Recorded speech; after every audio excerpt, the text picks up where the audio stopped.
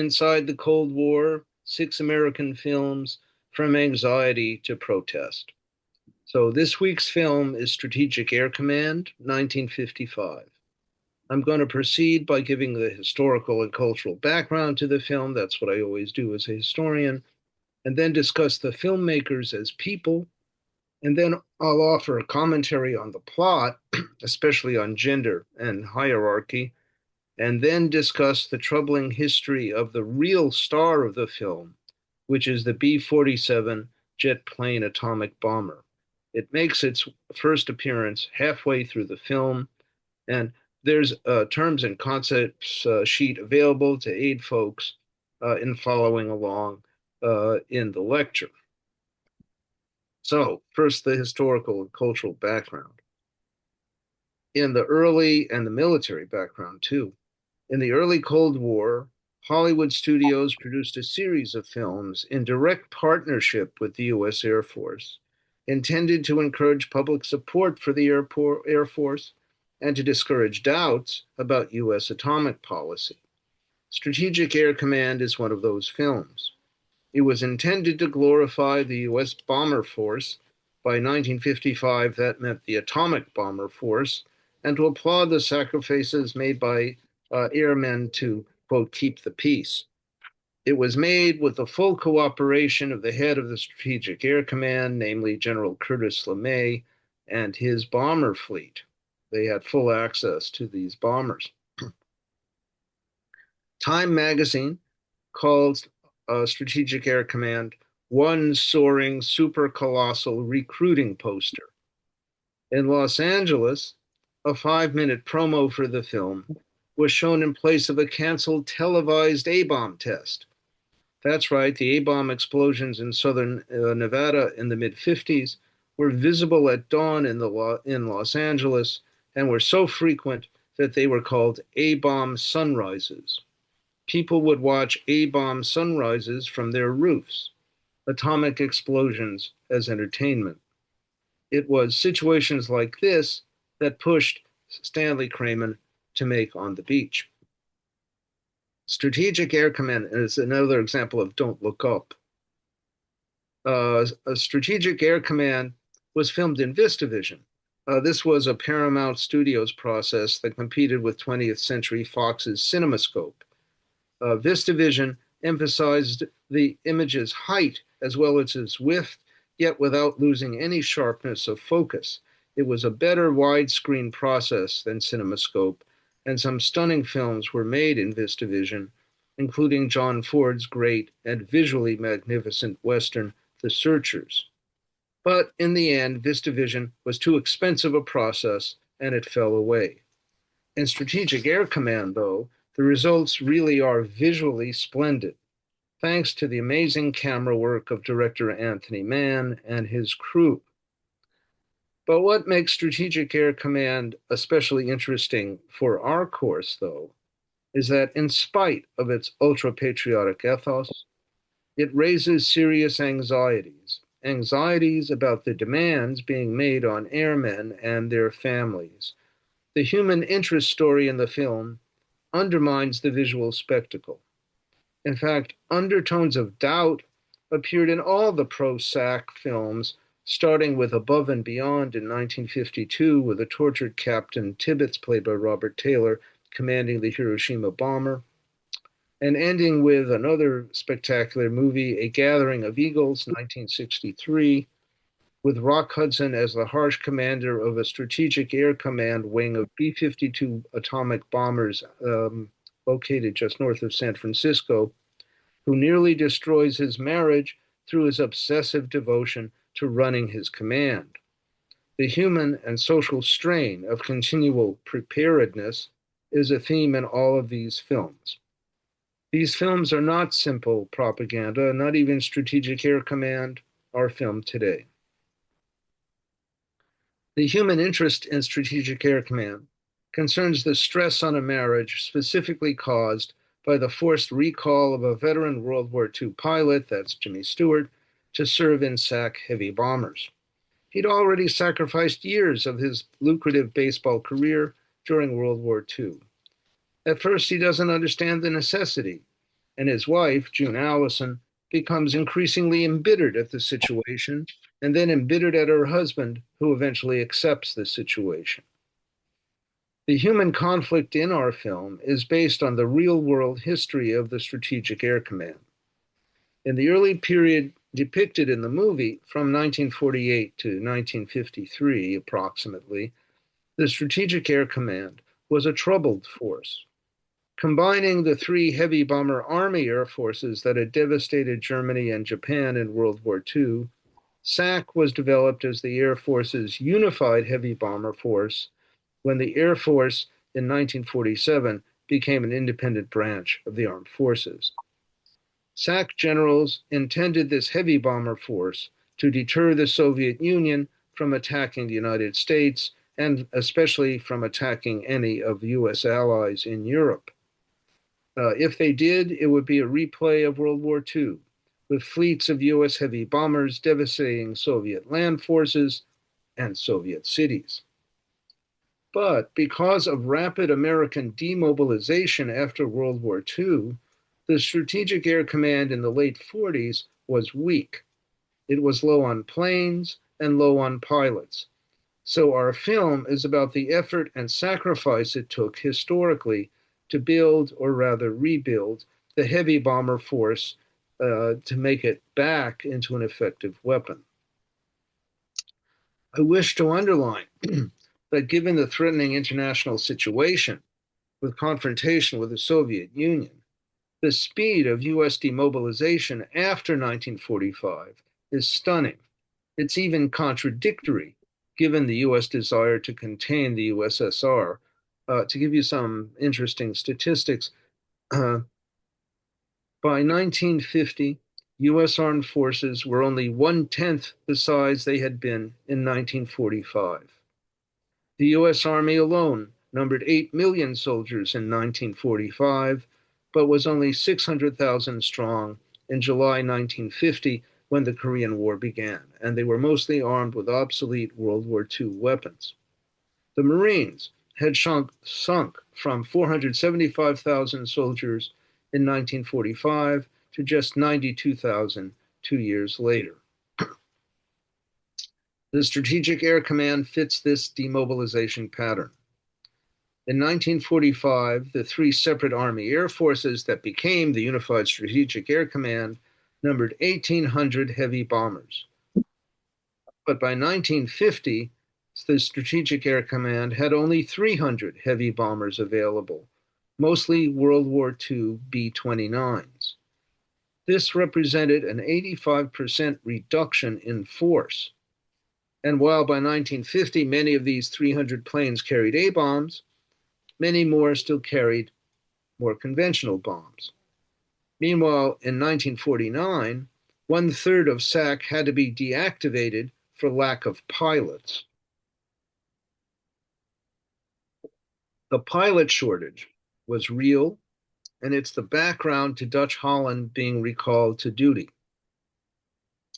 The most skilled air personnel, those capable of landing lucrative jobs as civilians, had disappeared during this decline. So, fewer planes, fewer crews, and less expert crews. Fewer air crews also meant longer time in the air for each air crew. The result was tired men with family issues, and that's the core story of the film. As I said, the weak condition of SAC in 1950 was representative of all the U.S. Armed Forces in 1950. It was only in response to the North Korean invasion of the South in June 1950 that the U.S. began a vast military buildup in all its military branches. This is the military buildup we are still living with. By 1957, the Strategic Air Command numbered not 300 bombers, but 1,500 bombers, and mostly armed with atomic bombs. This massive expansion of SAC was overseen by the ferocious General Curtis LeMay.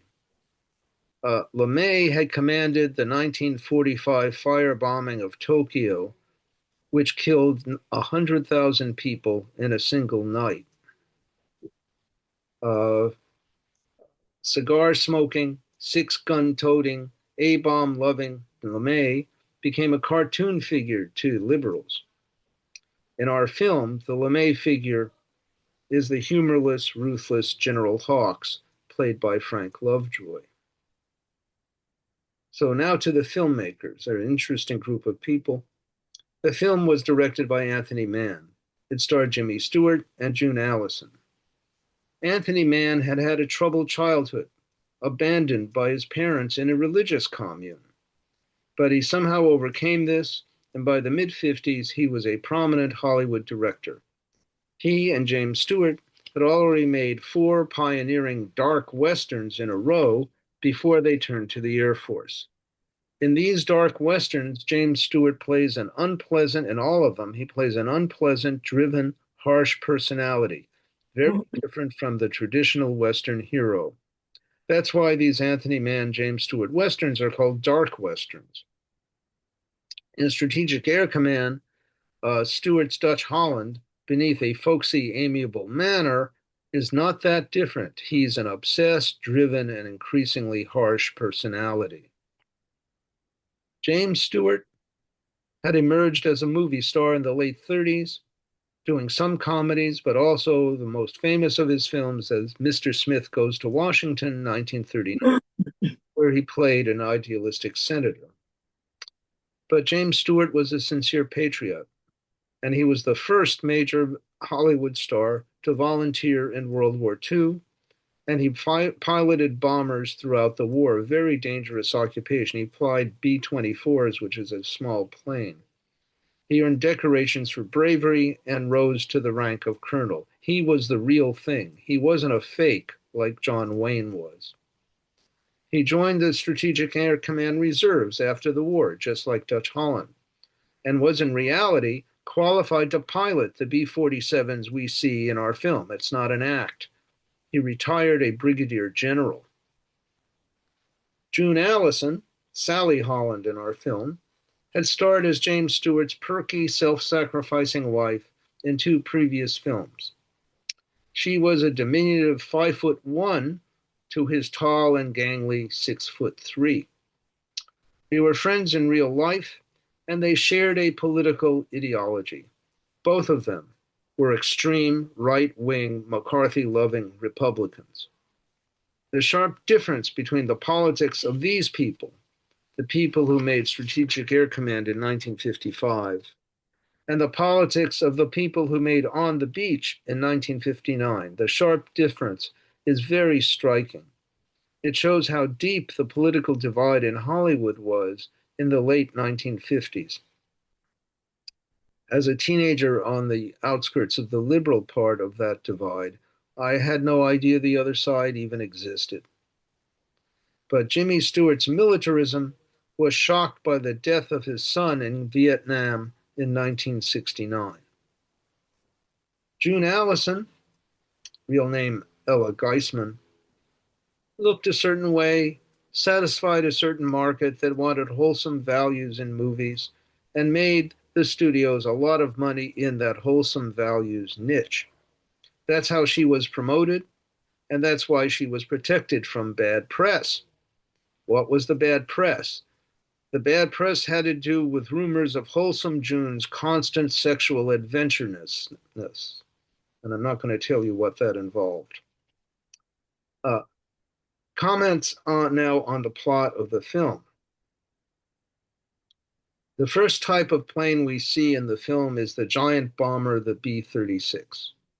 It was the propeller-driven successor to the B-29 bombers that had destroyed Japan.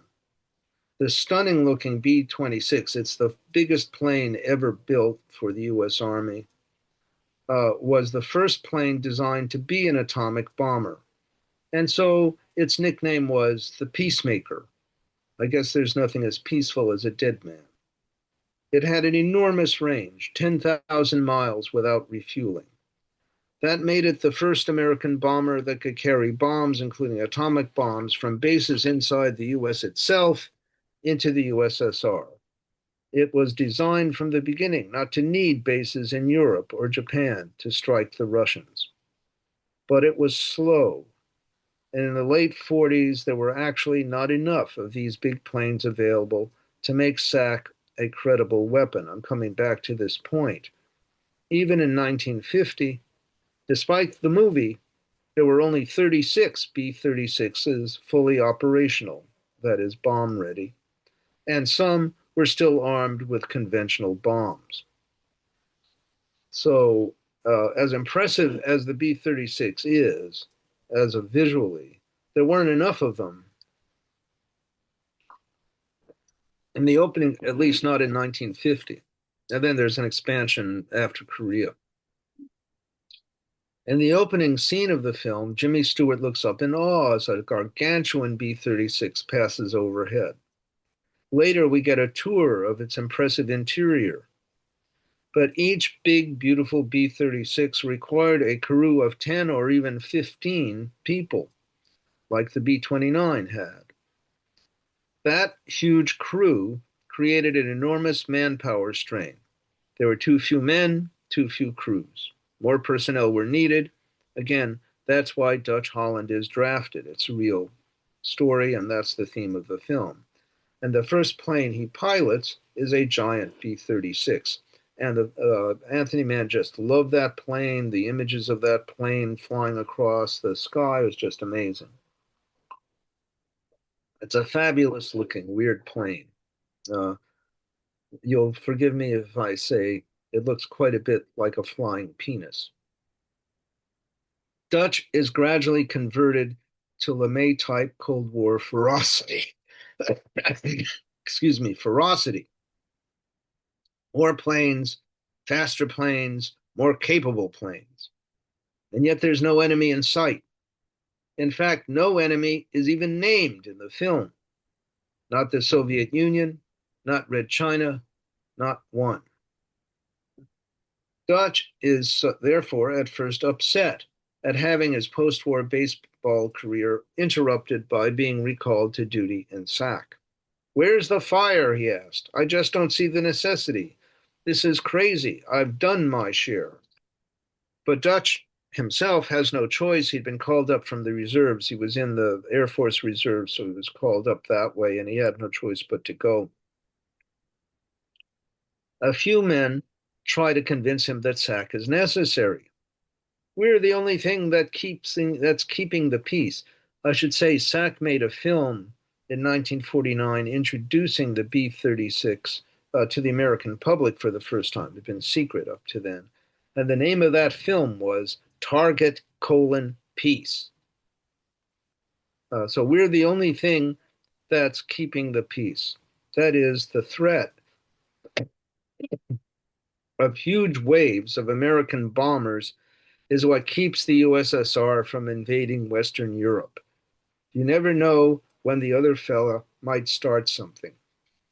And so the official motto of SAC, so again, became peace is our profession. The task is readiness, preparedness for instant bombing. In 1950, the A bombs began arriving in large numbers. By the way, in 1947, the US had only 13 atomic bombs. But after 1950, again, as a result of Korea, large numbers of atomic bombs began arriving. And the idea that the arrival of these atomic bombs will somehow prevent atomic war.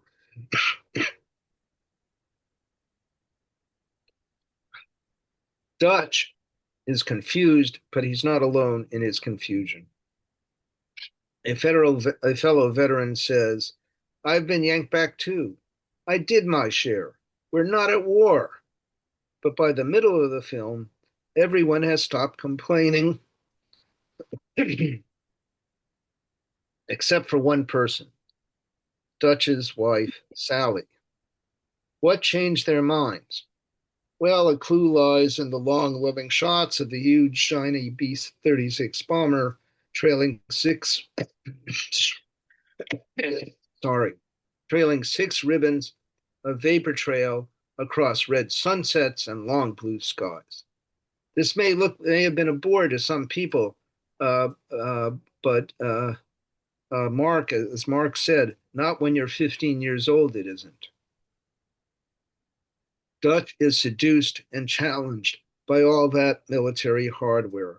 Probably so were the original audience of men and boys. And then General Hawks lets Dutch take a peek at the new B-47, the first jet plane atomic bomber, in a dimly lit hangar that seems like a cathedral. She's the most beautiful thing I've ever seen in my life, General cries to us. Dutch. Just look at her. Look at her. I sure would like to get my hands on one of these. In fact, I'm sorry to say it, but Dutch is more emotionally moved by the new B-47 than he is by the first view of his new daughter a couple of scenes later. So Dutch decides to stay permanently in the Air Force when his reserve hitch of 21 months is up, instead of returning to baseball, which is what Sally expects. The dramatic date is now 1949. Baseball is far more lucrative, but it can't compare to commanding one of these big, beautiful B-36s or a squadron of B-36s, because he's been promoted, or piloting a still experimental B-47, which is almost ready for production. General Hawks pushes him with a baseball metaphor. The B-47 is on third base, Dutch. It's up to you to bring her home. So what we're looking at here is World War II and 1950s masculine self-image. Little different from Tom Cruise in Top Gun 30 years later, 1986, or for that matter, Tom Cruise 60 years later in Top Gun Maverick, 2022. What's more, Dutch makes his decision to stay in the Air Force permanently without even consulting his wife. Sally is infuriated. June Allison normally played sweet, cheerful, and deferential wife roles, and she'd already played Jimmy Stewart's adoring wife twice, including the understanding, sacrificial wife of musician Glenn Miller in the Glenn Miller story the year before, in 1954. They were the quintessential happy 50s couple, but not in this movie. We should say that warfare in the 40s and 50s, and even today for the most part, is a highly gendered activity. It ritually separates the nation into the defenders and the defended. It ideologically intensified ideas of male valor versus female vulnerability. But June Allison, during the first 3/4 of Strategic Air Command, challenges this ideology. She feels she doesn't need to be defended by her flyboy officer husband because there's no war going on, just the perpetual simulation of a war. June Allison here plays a totally different character from any she's played before, a sharply discontented wife. No wonder. Isn't one war enough for you? She shouts at Jimmy Stewart. Living on a bleak Air Force base in the middle of Texas desert, having to give birth to a baby while her husband is off on yet another long B-36 mission, which crashes in Greenland. Sally does try to be a good sport. I'm not a child, she tells Dutch after having to move to Texas. But she'd thought the deprivations of being an Air Force wife would be temporary, an extra 2 years because Dutch had been recalled, not permanent. And she wasn't even consulted in his decision to remain in the Air Force permanently. He just did it on his own to fly the B-47. And there's not even a real war. Now, Dutch had once made the same complaint, but now he argues, well, there is a war, Sally, a kind of war, he drawls. A kind of war, exactly, a Cold War. But Sally's anger is not diffused by Dutch's Cold War rhetoric. In fact, Sally's complaints are so powerful that, according to an eyewitness who I spoke to, the film was banned at MacDill Air Force Base in Florida, the base where most of Strategic Air Command was itself filmed, because the film was viewed as detrimental to soldiers' morale. Finally, Sally takes her grievances to General Hawks himself. She shouts, "How much more do you want?" Hawks is an impenetrable wall. There is no choice, he says. And at that point, miraculously and implausibly, Sally is converted. The next time we see her, she apologizes for her protests. Now, that's the pattern of several Cold War military movies where the wives originally see no purpose in the sacrifices being made when there is no war on. My favorite is The Atomic City, 1952, where the wife of a nuclear scientist at Los Alamos criticizes the excessive security, surveillance, and paranoia at the laboratory. But the husband's arguments that it's necessary fail to placate her until she learns her lesson when a communist spy room in Santa Fe kidnaps her son in order to force her husband to reveal nuclear secrets. I didn't know there was a communist spy ring in Santa Fe. Beneath the Cold War rhetoric in these cases, we see a basic appeal to and faith in authority, that is, especially male authority. It was a faith that circumstances could badly strain. This is acknowledged. But in these films, including Strategic Air Command, faith is always in the end reaffirmed. The armed forces are a hierarchical organization. Humorless, ruthless General Hawks must know what he's doing. Well, he must. But what I would say is, why was this appeal to male authority even necessary in the 50s films? In the World War II films, the films of the 40s, wives and girlfriends never complained. They understood that sacrifices had to be made to defeat the Nazis and Japan. But women in these 50s films confront the men. It's also very important that Sally's complaints are depicted as understandable, not hysterical. That's exactly why Strategic Air Command was banned at MacDill Air Force Base. And though they deferred to male authority in the end,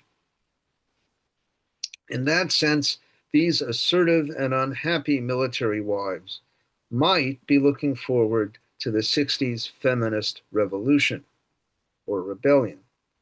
Or maybe that's just wishful thinking. Uh, the audience for Strategic Air Command in 1955 sees that the male authority wins. Sally is wrong. She accepts that male authority. But even here, not completely. Sally has always been dissatisfied with Dutch's long absences from home as a pilot, and she keeps urging him to go to the doctor because of his shoulder, which was badly injured in the B-36 crash in Greenland. Dutch refuses, preferring to tough it out, meet the mission, as it's called. Very manly indeed. My wife has sometimes complained that I'm reluctant to see the doctor for exactly that purpose. Oh, you men, you never want to go see the doctor. But his refusal of medical attention leads to his suddenly becoming paralyzed while flying a very long B-47 flight. His crew has to land the B-47 bomber themselves to avoid a crash. It's now that General Hawks restricts Dutch to permanent desk duty. That is, Sally was always right that Dutch shouldn't fly bombers anymore, and in the end, she wins. Okay. But I now want to turn and discuss two aspects of the Strategic Air Command in the 50s that are hidden in our film.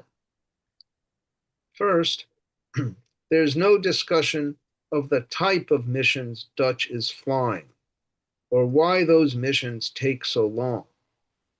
The atomic bomb is very briefly mentioned at the beginning and briefly one more time in the middle of the movie. But what Dutch is carrying in his B-36s and then B-47s are atomic bombs. Their purpose is to destroy Soviet cities, just like the heavy bomber groups did to German and Japanese cities in World War II. That is, to be blunt about it, he's preparing to be a mass murderer. The mainstay of American deterrence in the 50s, and of course it's all about deterrence, was still the man bomber. In the years covered in our movie, 1946 to about 1953, masses of intercontinental ballistic missiles were still years away. The bomber was the deterrent. In preparation for penetrating Soviet airspace and to keep the Russians on their toes, Strategic Air Command procedure was to fly squadrons of heavy bombers loaded with atomic bombs right up to the border of the USSR, ready to attack, and then with in-flight refueling, they could circle at the Soviet borders for 48 hours at a time. This went on all the time. Uh, this was called Operation Chrome Dome. I like that name. Only someone with a metal head would think this was a good idea. At full throttle by the mid-50s, there were 60 US bombers with atomic bombs at the Soviet borders at any one time. And that's what Dutch was doing, participating in early versions of Operation Chrome Dome, ready to drop atomic bombs on Soviet military bases or on Soviet cities. And what would happen when he dropped those atomic bombs? Needless to say, there's no documentary footage of Hiroshima shown in the film. But in addition, the kind of atomic air raids SAC was contemplating people like Dutch to fly were really one-way trips. Even if the planes got through layers of Soviet air defenses and managed to drop their nuclear bombs, they had little chance of getting away once they'd done it. As one crewman said, quote, "We wouldn't have lived long. For one thing, there was all that radioactivity we'd be flying through, because it's not just one plane, everybody's dropping these bombs. We also had little fuel left, and there was no friendly place close by for us to land. But most of us tried not to think about it. Yeah, don't look up. Most of us try not to think about it, and neither does anyone in the film think about it. But the reality is that Dutch is being trained to fly and to lead a kamikaze mission. Luckily, Dutch never has to fly past the fail-safe point, but there's no doubt he would do it if he were ordered. But my second point has to do with Dutch's beloved B-47 bombers themselves. Built by Boeing, the B-47 was the first jet plane atomic bomber. It was much smaller and much faster than the old B-36. It needed a crew of only 3 versus 10 or 15 in the B-36. That made it very manpower efficient, handling the manpower problem. It was certainly a beautiful looking plane. And with its 2 atomic or hydrogen bombs, it packed a devastating punch. Dutch is awestruck by it.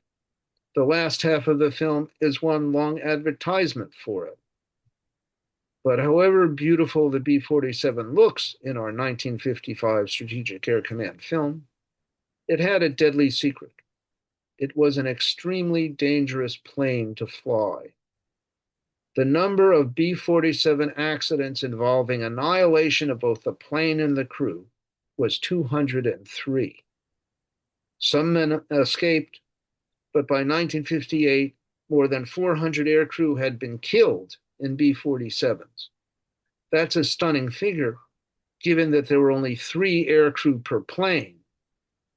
By contrast, in its fully 10 years of service, with the giant B-36, 10 years of service between 47 and 57, the giant B-36 suffered only 27 crashes. 27 versus 203. The B-47s started crashing and exploding as soon as they entered service in large numbers in 1951. Here are some examples from the 22 fatal B-47 disasters of 1955, the year Strategic Air Command was released. And this is a pretty grim roll call I'm now going to do. And I've just chosen some. January 5th, 1955. Louisiana, collision during refueling, explosion and all hands lost.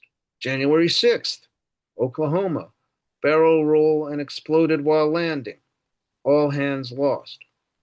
February 12th, Canada, engine exploded in mid-flight, tore the right wing off, all hands lost. March 20th, El Paso, crashed and burned half a mile short of the runway. May 1st, Britain, crashed and burned on takeoff, all hands lost. June 21st, Florida, crashed and burned on landing. October 4th, Nebraska, engine exploded during refueling, all hands lost. October 13th, California, crashed 3 minutes after takeoff, all hands lost. November 8th, over Texas, blew up in midair, all hands lost. December 1st, Kansas, blew up in midair, all hands lost. That's 1 year, and that's only 10 of the 22 fatal explosions that happened. But 1957 and 1958 were a lot worse than 1955. A total of 58 B-47s crashed or exploded with many hands lost in those 2 years. 58 in 2 years. Some exploded in the air. Some crashed on landing. Some crashed on takeoff. Some crashed because in-air refueling with propeller-driven tanker planes required the bombers to reduce speed so much that they stalled and fell out of the air. On some, the wings simply fell off. The engines were so slow to accelerate that B-47s required rocket-assisted takeoffs. You see that in one of the scenes in the film, but it's not explained what's going on. But the reason that as heavy as those jet engines are, they're not strong enough to get the plane off the ground quickly, and that requires rocket assistance at the back of the plane to get it off the ground. At first, the Air Force denied that anything bad was happening. In April 1958, after 17 B-47s had crashed with all crews lost in the past 3 months, SAC Command declared that, quote, the Air Force does not consider the ratio of accidents to flying time excessive or alarming. Really? SAC by 1957 had 1,400 B-47s in operation. There were also B-36s, but it's the 1,400 B-47s. Now, 1,400 is about the same number of planes operated today by United and Delta Airlines combined. To put the B-47 catastrophe in perspective, imagine 58 United and Delta jet airliners blowing up in midair or being destroyed in fatal crashes in 1 2-year period. 58. Hey, no problem. Don't look up. Everything's fine. When crashes started happening on this scale, a scale that could no longer be hidden, SAC first blamed the crashes on the pilots. There was something to this, actually. The B-47 was difficult to fly, delicate, and temperamental. With only 3 crew members, there were multiple tasks the pilot needed doing, and a few seconds of distracted attention could be fatal because the plane was so unsteady in the air. The expansion of Strategic Air Command B-47 nuclear bombers with B-47s between 1951 and 1958 was enormous.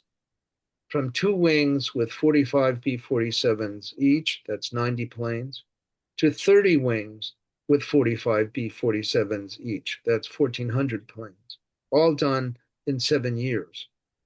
That meant that training was rushed. So they went from 2 wings with 90 planes to 30 wings with 1,400 planes in a very short time. And it meant that training was rushed. In some fatal crashes, the pilots had only limited flying time before the accident. Too often, the pilot was not our film's veteran Colonel Holland, but a young lieutenant with only a few dozen hours in a B-47. SAC's goal was simply to get B-47s into the air as fast as possible. Time and again, the accident boards blamed faulty pilot technique. It was only in 1980, 25 years later, long after the B-47 had actually left service, that the Air Force finally admitted the core truth. But this was a top secret document. It was only revealed about 2002. The core truth was that the B-47, beautiful as it looks, had a weakness in its design. The wings were long and thin, but simultaneously heavily weighted with jet engines, and they were subject to metal fatigue where they attached to the plane, which was too high on the fuselage. Too frequent usage over too long a time flying, especially if the air is turbulent, too many radical maneuvers, or even ordinary maneuvers like the rocket-assisted takeoff could cause a wing, these delicate wings, to snap off, exposing the fuel lines. The plane would then explode in the sky. Before missing a wing, it simply fell out of the sky. The problem worsened in 1957 when SAC decided, that's 2 years after our film, decided that the B-47 was already obsolete in terms of attacking the Soviet Union by simply dropping its atomic bombs from the high altitude of 40,000 feet. Improvements in Soviet radar and the arrival of Soviet jet fighters that could challenge a B-47 at 40,000 feet meant that many planes would be lost before ever reaching their targets. That is, improved Soviet aircraft defense had already made it, the B-47, obsolete for flying at 40,000 feet and just dropping bombs. And so the brilliant tacticians at SAC developed what was called the Low Altitude Bombing System, LABS, L-A-B-S. This is now infamous, but I had a cousin in SAC at the time, and he was really enthusiastic. The idea was that a B-47 would approach its Soviet target flying very fast and very low. You actually see a reflection of this, as we'll see in Dr. Strangelove. The plane is coming in real low, very fast, below Soviet radar. And then at the last instant, it suddenly veers sharply upwards and tosses its 2 atomic bombs upwards and then veers off in time to avoid the atomic blast. So that's low altitude bombing. Fly low and then suddenly veer up. Well, fighter planes could do this maneuver. It turned out that the B-47 bomber, with its long, thin wings connected too high on the fuselage and weighted down with heavy jet engines, could not do this maneuver. Or rather, couldn't do it safely. In March and April alone, several B-47s broke apart while attempting to fly that maneuver, these low-altitude labs missions. 18 airmen were killed. SAC investigators admitted then secretly that the cause was, quote, structural fatigue failure. Now, 2 of these planes that crashed were brand new. This meant that structural fatigue failure at the wing base might show up in any B-47, no matter what its flying time. Even brand new planes were structurally unsafe. Great looking plane, though. The entire B-47 fleet should have been grounded in mid-April 1958, while metal fatigue was being inspected at the base of each wing of each bomber. At the beginning of April 58, a secret SAC report warned that, quote, continued unrestricted operation of the B-47 fleet is hazardous. This warning was ignored, or rather, it was ignored until 6 more B-47s dropped out of the sky during the next 2 weeks. And yet, even then, the B-47s continued to fly. Information released in the 1980 report shows why. Quote, if the catastrophic B-47 accidents in early 58 had immobilized the entire B-47 fleet, This would have eviscerated our deterrent. After all, these fragile bombers were our main deterrent in 1958 against a Soviet nuclear attack and against a Soviet invasion of Western Europe. All the eggs were in one basket, and they were fragile. And so, as the report says, the immediate problem was to keep the B-47s flying. Instead of grounding the fleet as too dangerous to fly, SAC therefore secretly imposed severe flight restrictions. Namely, no B-47 was to fly faster than 300 miles an hour. Should tell you that the plane was advertised as being able to fly at 750 miles an hour. But now no B-47 was to fly faster than 3,300 miles an hour, or the wings might fall off. So the B-47 would stay in the air, but at that mandated slow speed of 300 miles per hour, even Soviet fighters from the World War II era could have caught up with them. Prop-driven Soviet aircraft fighters could have done that. Now, over the course of the next year, that is from 58 into 59, the 1,400 B-47s were secretly given wing-base structural reinforcement. Again, this is after the plane's been flying for 7 years.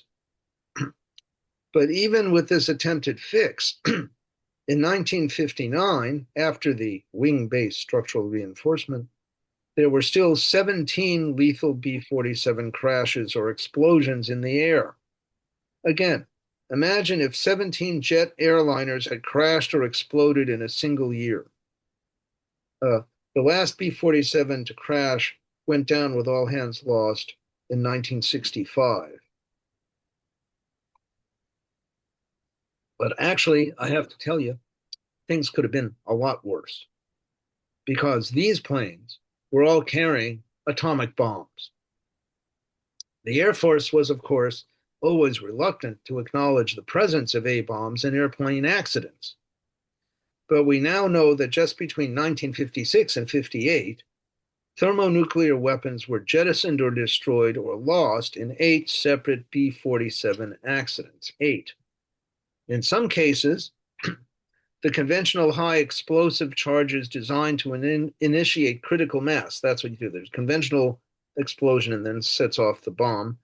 In some cases, the conventional explosive charges designed to initiate critical mass and set off the atomic bomb did partly detonate, spreading radiation on the ground. How about this for a headline? And it's a real headline. Quote, B-47 accidentally drops nuclear bomb on house in Mars Bluff, South Carolina. That was March 11th, 1958. Now, remember where Strategic Air Command has that awestruck midair refueling sequence? It's beautiful to watch, and there's somebody here who actually witnessed live such a refueling. Well, here's a different sort of story about in-air refueling. The historian H. Bruce Franklin was doing his Air Force Arms service as a navigator on a flying tanker in March 1958. And they were engaged in refueling a B-47 when the long, stiff hose connecting the tanker to the following B-47 accidentally fell off, swung up, and then smashed down on the B-47's left wing. The wing fell off, the B-47 exploded. It was carrying 2 atomic bombs. This happened over Buffalo, New York. Luckily, the bombs didn't explode when the remnants of the B-47 hit the ground. Now, after 1960, the B-47 was phased out, replaced by the much bigger and much more reliable B-52, the plane that we now use.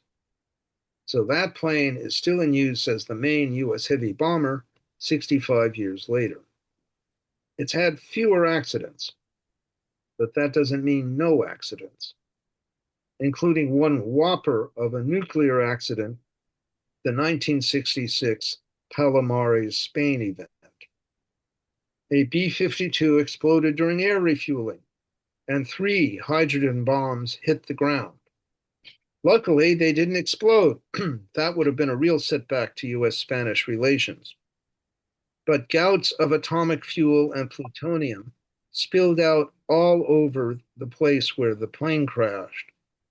Despite months of cleanup in 1966, even a second cleanup in 2008 left some fields at Palomares highly radioactive.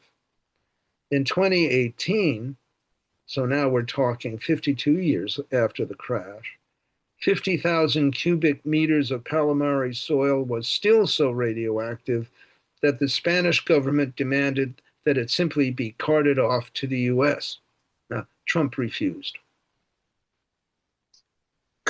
I think the Palomares situation pretty much answers those high US government officials who in 1959 criticized On the Beach, our first film, for pessimism, arguing that plutonium contamination from an atomic war, wouldn't last long. I should say 2 years later, there was another atomic accident like this in Greenland. Just thought you'd like to know that. Meanwhile, Strategic Air Command, with its idolizing of the then new B 47, was the highest grossing film released by Paramount in 1958, a huge financial success. Okay, let's take a break for 5 minutes and then we'll be back with discussion. The story that I was telling in the last part of the lecture is an absolute scandal. And Mark, as much as I love that movie too, it changes what that movie is about. And if you watch the parts with the B 47, you can, if you knowing its actual gruesome history, you watch the plane maneuvering on the ground and flying with those long wings and the heavy jet engines. You can see that from another perspective, it was always there that there was a problem. It just wasn't shown. It was don't look up, don't worry. The Air Force knows what it's doing. They were better off with the B 36, which had very few accidents. Mhm. Yeah.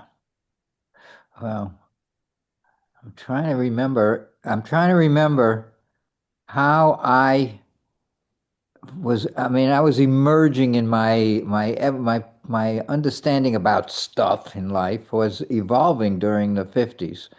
I started college in 58 Ah, and and uh and that was like it really reversed. But in the thing that I'm trying to remember whether I ever put it together with those planes, because I knew about those crashes. I remember the bombs falling and landing, and I was very active by early on in college with anti-nukes stuff. Um, but I don't know. I was still in love with those aircraft. I think I just felt they were yeah, so amazing. And I guess the B-52s when they came were really supplanted the idea. And that was my feeling was a B-52. The B-47 was sort of obsolete, and the yeah. B-52 was wonderful. And then I started hating the B-52. Before long, I started, so, Well, I don't the know. B 52 is the most successful plane in Air Force history, Maybe in aviation history. maybe in aviation history. Yeah, it is. Um, but, the thing that strikes me is the propaganda for the B 52. And you really should see a gathering of eagles, which also has these awestruck scenes of these giant B 52s taking off from the Air Force Base just north of San Francisco, one after another, after another, after another. It is awe inspiring. The problem Uh, is that you can get the same shtick with the B 47, which was just a deadly plane. yeah.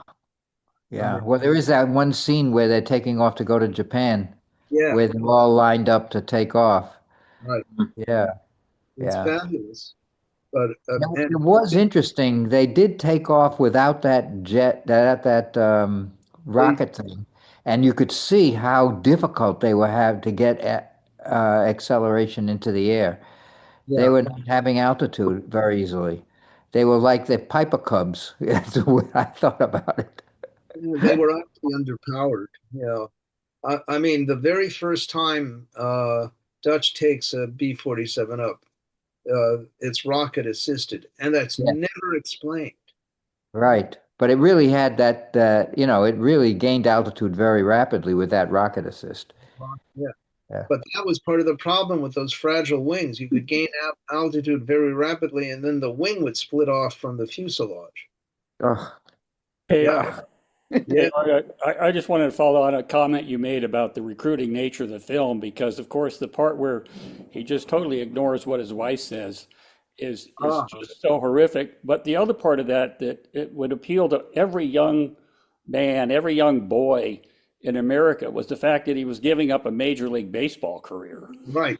I mean, if that didn't appeal to every young male in the country, I'd be surprised, because that's all we want at that age. That was so dramatic. Those 2 points were just so incredible, to me at least, I thought. But he really treats Sally in a horrible way. Oh, disgusting. Yeah. Disgusting. It's like he's getting ready to play Scotty in Vertigo, who also manipulated Kim Novak in ways like that. And I think it's presented negatively in the film, the way he, Richard has his hand up. yeah, uh, yeah, Cindy.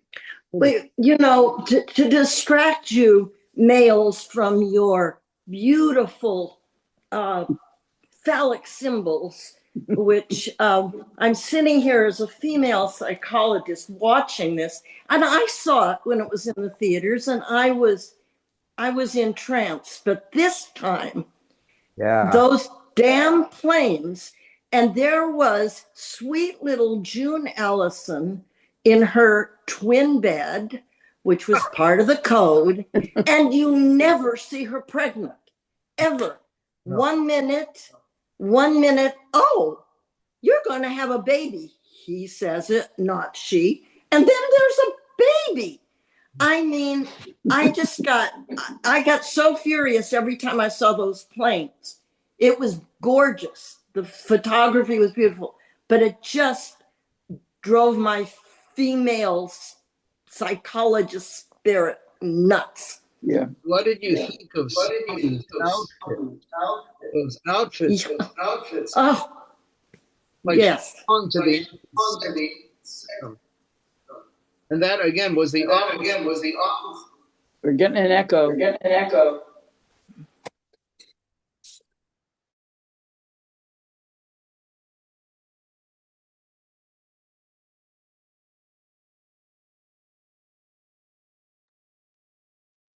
um I actually thought that June Allison's outfits were unbelievable. Art, Richard still has his hand up. Richard, I'm sorry, Richard, where are you? I see you. Okay, Richard. Your mute's on, Richard. You need to unmute yourself, Richard. I didn't want to leave the B-47 before pointing out that the design of it. Am I unmuted now? Yes. Yes, you're unmuted. Okay. That the swept wing design and the engines on pods under the wing, the lessons learned from the B-47 were used to design modern commercial airliners, so that the B-47 looks very much in profile like a modern airliner. Yeah, in some ways it was an experimental plane, and experimental planes have problems. Yes. but it's still outrageous. I mean, the Air Force policy was to replace the B-36 because the B-36 was slow and replace it with 750 mile an hour B-47. And then it turned out that to fly the B-47 safely, it had to fly slower than the B-36 by about 25%. So, but I want to go back to the gender stuff, which I think is really fascinating. Where does he have the nerve to say, "Oh, I'm staying in permanently," without even discussing with her? I mean, that's an outrageous situation. Well, it's kind of a message to men, right? It's okay to do that, Yes, which yes. is ridiculous. It's what guys do. Yeah. Yeah, yeah. You Not got anymore. Susan, She was playing such a stock figure.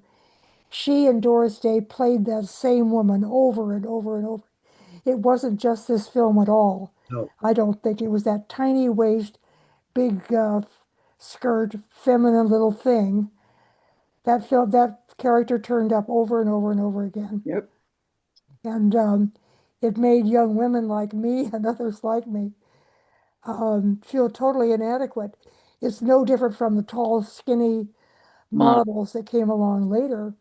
It was the same body image, persona image that we were supposed to emulate.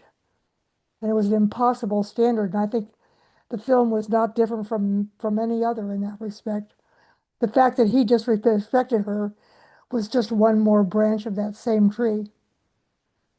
Um, what kind of a message? I mean, I think it's clearer in the Glenn Miller story where Which I haven't seen in where years. she's totally self-sacrificing to him, even though he's actually a long time a failure as a band leader. I guess my only point is that the self-sacrifice is all a part of that image, which is personified by her look.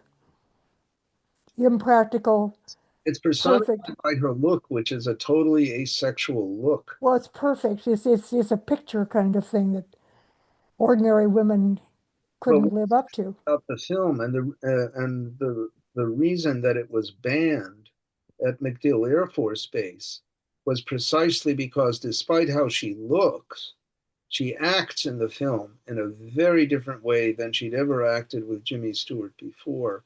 Toward the end. Arguments are presented uh, and not satirized. They're taken seriously, and I think that's a very striking thing. Hmm. Richard has his hand up again, Art. Richard, Yeah, the the whole problem of the wife of the military member uh, is pervasive. It still is. The mentality of the military is that this is your profession and the wife is um, an inconvenience from a military point of view. And that was certainly much more true back in the 50s and earlier when I was first in the military. And it was very common for the flyer to say, "Dear, I just have sad news. I got orders to go to Vietnam," when he actually volunteered, uh, but couldn't say so. And the wives kind of knew it was a phony thing, but they had no status. Um, there was a whole set of problems of the wife if the husband went away for a long time. If she needed extra money for finances while he was away, she might go to the financial officer and he'd say, "Well, that's his money, not yours," back in the day. So there's a long list of um, unfortunate relationships between the wife and the military member. but here I would say that the movie is subversive of that because Sally is not presented as a figure of fun. She is not satirized. her arguments are not only strong, but are actually reiterated by some of the men. And it's precisely because her arguments are presented by Anthony Mann and the screenwriter are presented as serious protests, reasonable protests, that the commanding general at MacDill said, I can't show this film on this airbase. It would create more Sallys showing them. So, yeah, Vicky. One of the, not to change the subject, but one of the other things that really is distressing to me is that they knew, well, we all know that the military lies because they have to in order to do what they're doing, Right. or they think they have to. But they knew that these were test flights. Yeah. But the flyers didn't know. They weren't willing test pilots. So all of these men died over and over and over, and they kept covering it up and blaming the victims. And that's still the MO, as far as I can tell, of something like the military structure. So don't look up. It's just shut up and trust us. And we know that we can't do that. It's exactly the opposite. You know, what I'd like to see, and I haven't found, is a study of the morale of the B-47 crews, because they must have known that this was extremely dangerous, what they were doing. And it wouldn't matter what the Air Force told the public. They would know exactly what the story was. Yeah. And probably not have much choice about what they could do about it because they were enlisted and they had to follow the chain of command. Right. They couldn't. Well, I think that would create cognitive dissonance. Yes. Right. That's absolutely true. They can't tell the public. They can't tell their wives if they have wives. They can't tell their kids. Mm-hmm. Did they discuss it among themselves at officers' clubs? What was going on? Yeah. They had to be. I would think so. Maybe I'll do some research and get back to you in a week or a couple of weeks. That would be very interesting. That would be very interesting to know. Yeah, Shelley. I want to return back to the subversiveness and ask you, you said that it wasn't shown at various bases because of the subversiveness, and you mentioned another film that was subversive in that particular way. To what do you attribute the fact that it was subversive? Why did they put that in when the overt reason for their doing it was nationalistic and militaristic? How did this happen? I think it has to do with the director. Anthony Mann is a tremendous director and had already subverted the Western in 4 straight films with Jimmy Stewart, where he is not playing a traditional Western hero, but is playing someone who is morally compromised, who is bitter, who is revenge seeking, who's obsessive, who's bitter about money. I mean, that's Naked Spur, which is a fantastic movie, which is all about greed. And that man had a background in film noir. So he's done some tremendous film noir. A great man film is called The Tall Target from 1950. That's about the attempted assassination of Abraham Lincoln in Baltimore in 1860. What's it called? The Tall Target. So, and Mann went on to do all kinds of terrific work. I don't know this director, and so I believe you. It still doesn't really explain to me. I can see how in the Westerns, he may have been wanting to indeed make noir Westerns. Yeah. But from what you've told us with this, it actually was a nationalistic thing. And so how did this get in there? How did nobody notice? How did this happen? Why You did know, it happen? I agree totally, Shelley, and I would say if it wasn't in there, it would be a totally uninteresting film except for the photography. Mhm. The fact that the human interest story undermines all that beautiful nationalistic photography is what creates the tension in the film. And even the fact that it is the uber 1950s female in June Allison, who is leading.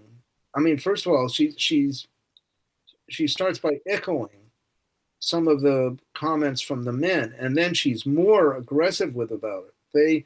They eventually succumb to whatever it is that makes them want to do that. I mean, it's exciting, whatever it is.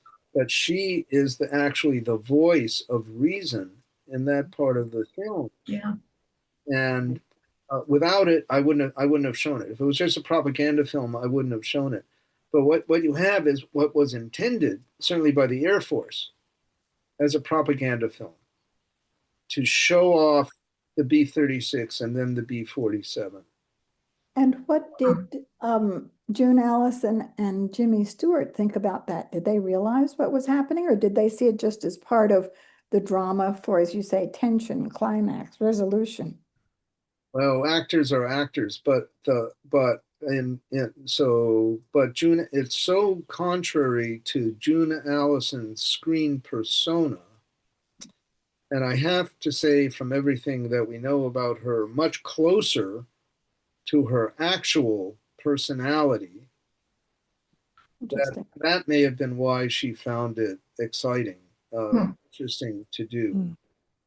Although it's also the case that how she reconciled that with the fact that both Jimmy Stewart and her were extreme right-wing Republicans. Right. Anthony Mann was not, but how she reconciled the significant protests that she makes with actually she should be patriotic is a very that's very interesting. She's more interesting. I mean, I love Jimmy Stewart myself, but she's more interesting as a character than he is. He's played that character, that superficially folksy person who actually is not, is an obsessive. She had never played a character like that, and I don't know how she reconciled it with her politics. Her politics should have led her to say, "Oh, we love the Air Force." She Right. doesn't love Well, on the other hand, in the end, she is reconciled. And so that could be, there will be voices, but in the end, it comes out because they realize, et cetera. So that could be a way that it could be. reconciled. But she wins her point also that Jimmy Stewart is restricted to desk duty and can't be a pilot anymore, which is what she wanted. Douglas. Yeah, this is all very fascinating. I want to go back to the point of Jimmy Stewart being a pilot himself Yes. in World War II, and that Yes. he was qualified to fly the B-47. I was just wondering, had he known about the potentially very dangerous statistics that the bombers had, and why would he associate himself to something that is not safe, for instance? It might have been that he just believed in propaganda so much that it obscured his apprehension about the flights. I think that's a very interesting question, a complicated one. I'm sure he was qualified to fly those planes and did fly those planes. So he must have known that there was trouble. But on the other hand, in World War II, he flew 26 B-24 missions over Germany. And those kind of missions had a 5% loss rate for each mission. So theoretically, he should be dead. I mean, tick, tick, tick, and then your time, and then it's Right. up. Yeah. So he lived with that during the war,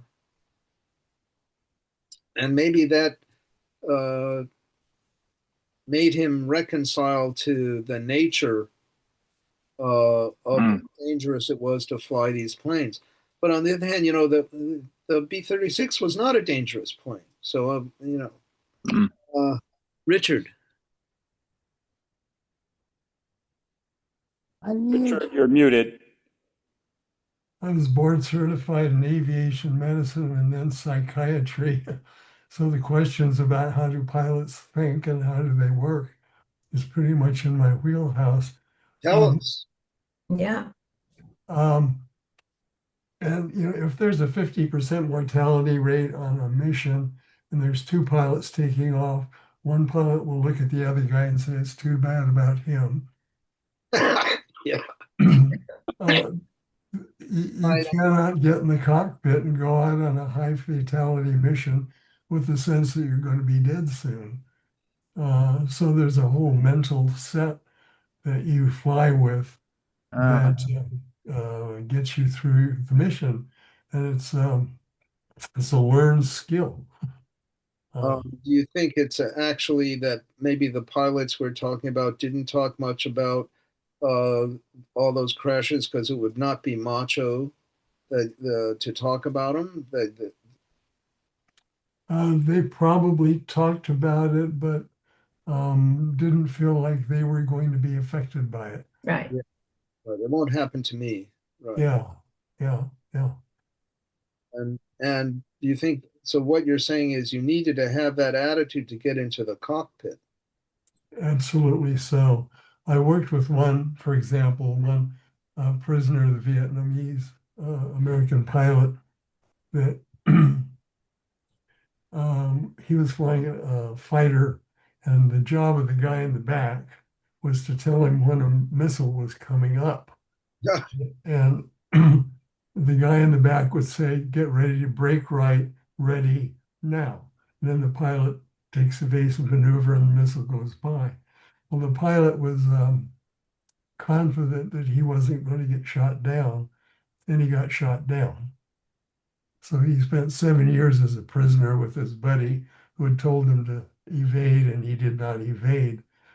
Um, Mm. so that was his mentality in the front seat with a missile coming at him, he felt that he was not going to be hurt by that missile.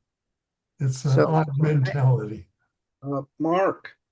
yeah, so I have a question. I mean, this question about whether the pilots knew and why did they get in the cockpit anyway, and all of that stuff.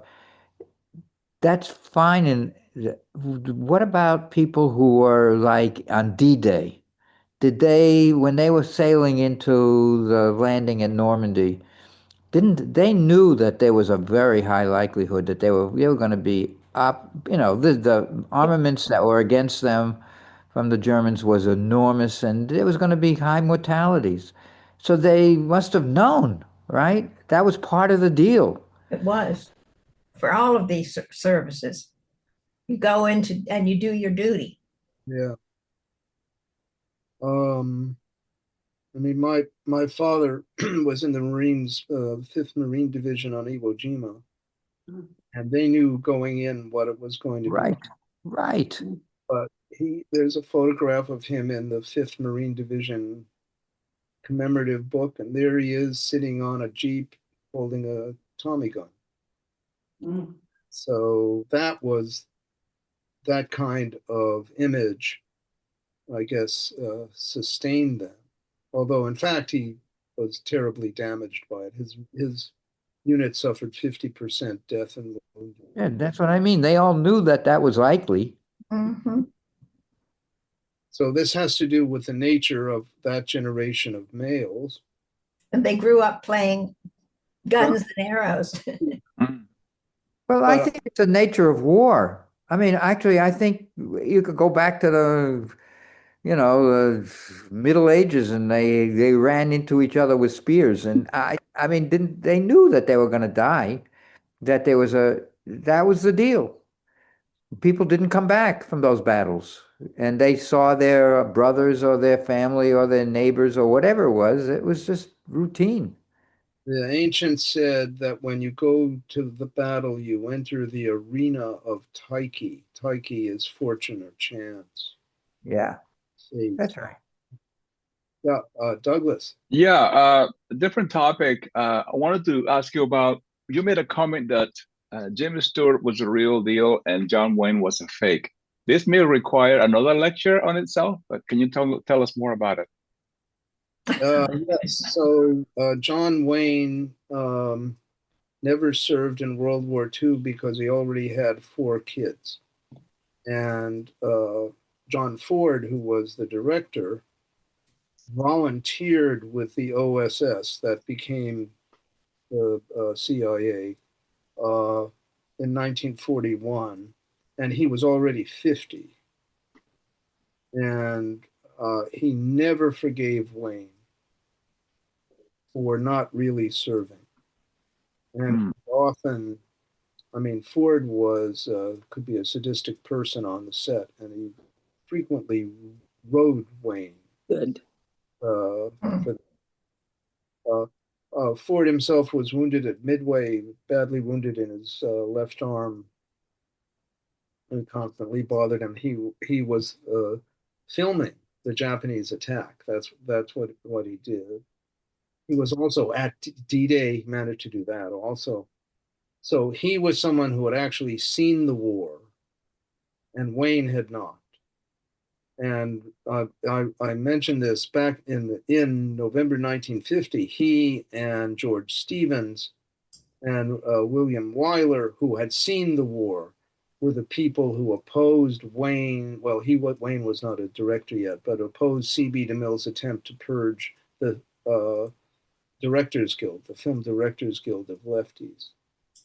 So they had a different view. The war gave them a different view of things. So at the same time, Ford loved Woody Strode, the black actor, because he had served in the army. So he was the real deal. So, but again, in thinking about what this kind of masculinity meant for people and how it affected the art that we see, I think that it's important to think about that. Yeah, I mean, Wayne himself disliked horses, liked antiquing, liked cats, not dogs. I mean, the image is different from the reality. But with Jimmy Stewart, the image is not different. Yeah, Shelley. Yeah. No, I don't have a question. The other thing I would say about John McCain, coming back to pilots, McCain was a terrible pilot. He lost 2 planes before he even got shot down.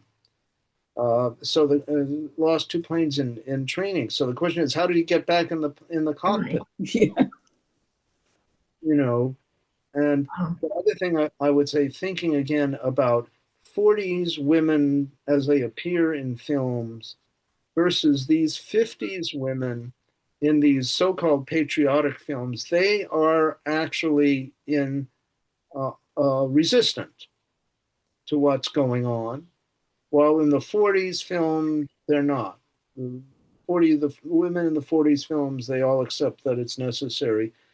But even in these films that are intended to be patriotic, the women are not presented as going along. Maybe they go along in the end. Yeah, they go along in the end. It's the 50s, not the 60s. But the fact that they are protesting, especially that June Allison is playing against type, person who was married to Jimmy Stewart in the Glenn Miller story or in Spirit of St. Louis. This is somebody who's real and has real problems with what he's doing. Yeah. Art, it's noon. I don't want to be the one to say that we should stop because this is so fascinating, but maybe we should give your voice a rest. Well, let's hear from Cindy, and she Good. can. Oh, perfect. Cindy, you may be on mute. No. Okay. Next week is Invasion of the Body Snatchers. Well, that's a turn of events. Yeah, Oh boy. as Jack City said, I live essentially just north of Mill Valley. The question is whether if the people in Mill Valley were replaced by pods, would anyone know? Would anybody notice? Hey, folks. Art, thank you very much. Wonderful. you so Thank much. you, Art. Thank you. Bye, Great everyone. session. Bye-bye. Bye.